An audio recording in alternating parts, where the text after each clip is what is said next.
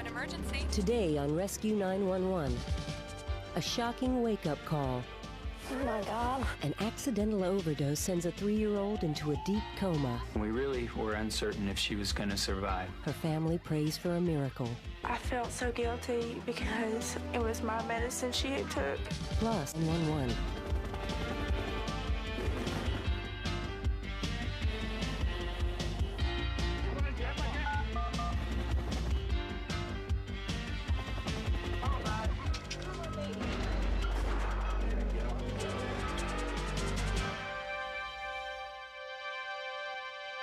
Lynn and George Haynes both worked nights at a local manufacturing plant in Nashville, Tennessee. By around 10 p.m. on November 15th, 1994, George was already at work. Lynn was getting ready to start her shift, leaving their 3 young children under the supervision of George's 15-year-old daughter, Diane.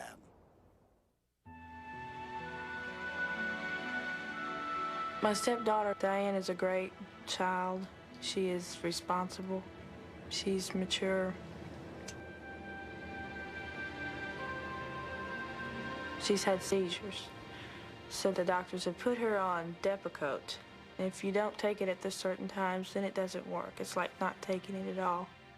So her father bought her an alarm box. It tells you it's time to take your medicine. It was very unusual to hear it being reset at 9:30 at night. I think deep inside I knew that it wasn't Diane. I panicked. I could see Marlene and Travis, and they had just handfuls of this medicine. Diane, get up. When I got woken up, and there was this terror going through my head. Marlene had my medicine. Some of them were in the pill box, and some of them were in her hand. Did you take any of that? No, Mommy, they're yucky. Are you sure? Marlene looked at me so funny. Her eyes were humongous. Sit right there. Open wide. The pills are pink, so I figured, well, if she took it, it would have faded on her tongue. There was nothing. Good. At that point, I felt relieved. You go ahead with Diane. She gave me a kiss goodnight and said, "I love you, Mom."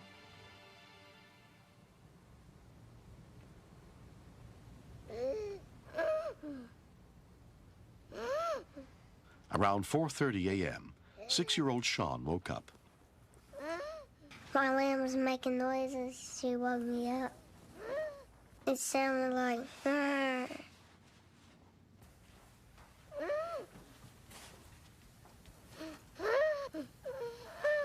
up. Wake up. Wake up. Diane, wake up. What's wrong? She's breathing funny. Marlene? Marlene? Sweetie, wake up. It's Diane. Come on, Marlene. Oh, my God. Usually when I touch her the first time, she wakes up. And then when she didn't wake up, that just scared me to death. My little sister, she's 3 years old, and she's making these strange noises. When I went to pick her up out of the bed, she wanted to throw up, but she couldn't. Man, we'll send someone over to check on her. What's the address, please, man? 2216. All right, we'll be right there, man. Hey, thank you. I felt so guilty because it was my medicine she had took. And I felt if I would put it up in a hard place where she couldn't reach it, then this would never happened. When we continue. I told myself, no, I'm not gonna let her die. She's gonna get better. I could never imagine life without her.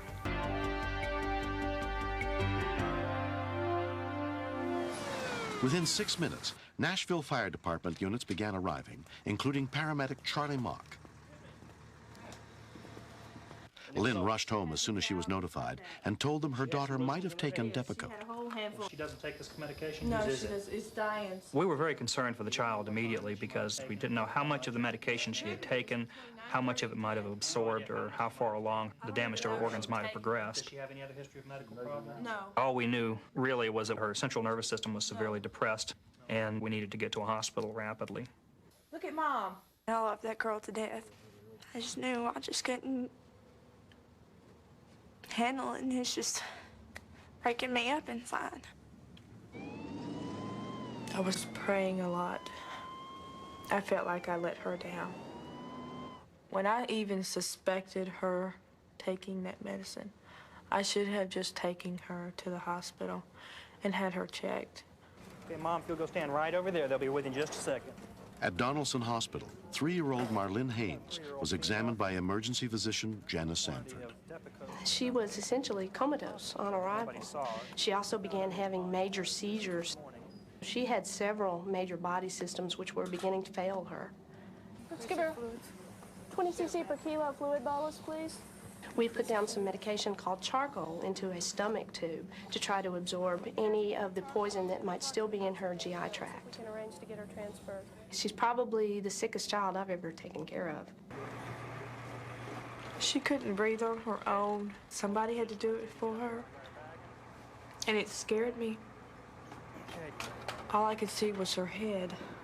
And they had this tube coming out of her mouth with this balloon on it. They pushed that balloon, and that was her air.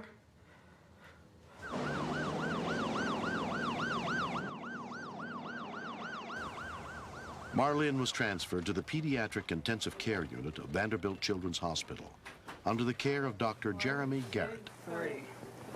Her blood was found to have more than 10 times the amount of Depacote that would often be used for control of seizures. It was a time-release medication, and we were very concerned that she could have delayed effects. Just conjugate gaze. We really were uncertain if she was going to survive. Her condition is very serious. It was my understanding that they had never had to deal with that type of overdose before. It's 12 to 24 hours. So it was She's unconscious. Something new for them, too. Aware of what's happening. Right now, our focus is on to see if she'll get through it. But even if she does, there's a chance that she may end up with some sort of brain damage. I told myself, no, I'm not going to let her die. She's going to get better. I could never imagine life without her. Your mom and daddy's right here, baby. We love you. I knew that she was fighting for her life. I probably prayed more that night than I have in the last 20 years, I guess. Dr. Garrett gave Marlene a drug to try to help her poisoned system carry oxygen better and waited to see what would happen. Her Depacote level dropped dramatically throughout that day. Mama's here. Daddy's here, Marlene.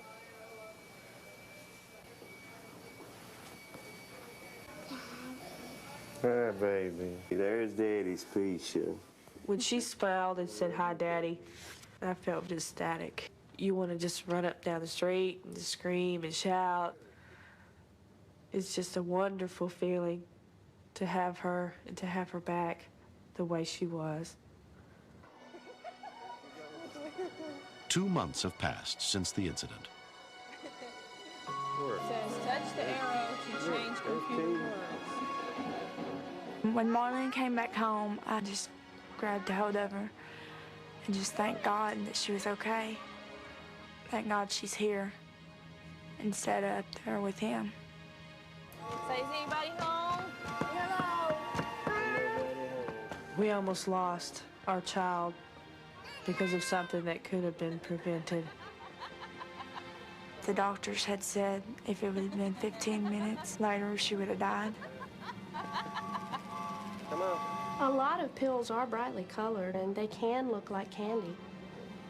It's very important that the parents keep the pills in their original child-proof containers and then keep them on a high locked shelf out of the reach of their children to prevent them from sampling some of the pills that they may very well think are candy.